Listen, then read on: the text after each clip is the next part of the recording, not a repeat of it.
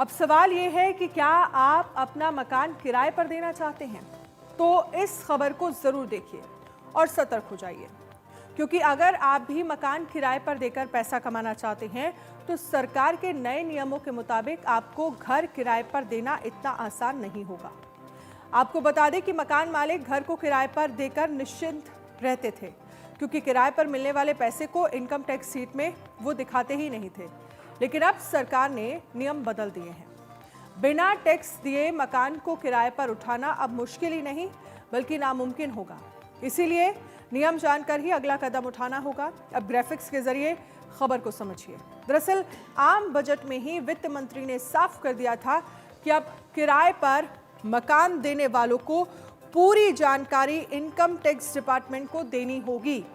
सरकार ने मकान मालिकों द्वारा की जा रही टैक्स चोरी पर रोक लगाने के लिए नियमों में बड़ा बदलाव कर दिया है।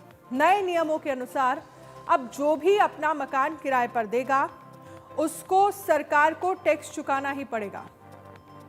यदि कोई भी मकान मालिक ऐसा नहीं करता है तो उसके खिलाफ विभागीय कार्यवाही करने के निर्देश भी जारी किए गए हैं। अब मकान मालिकों को अब किराए पर दिए मकान से होने वाली आमदनी को इनकम फ्रॉम हाउस प्रॉपर्टी के तौर पर दिखाना होगा। दरअसल इनकम फ्रॉम हाउस प्रॉपर्टी का मतलब ऐसी कमाई से है किसी भी शख्स को अपनी होम प्रॉपर्टी से हुई आय पर कर देना होगा। साथ ही विभाग द्वारा तय किया गया टैक्स भी भरना होगा। इससे पहले मकान किराए पर देने के लिए कोई भी टैक्स देने की जरूरत नहीं थी। किराएदार से लिया गया पैसा सीधा अपने अकाउंट में जमा कर सकते थे, लेकिन 1 अप्रैल 2025 से आप ऐसा नहीं कर सकेंगे, क्योंकि नया नियम लागू हो जाएगा। हालांकि इनकम फ्रॉम हाउस प्रॉपर्टी के तहत मकान मालिकों को कुछ छूट देने का भी प्रावधान किया गया है।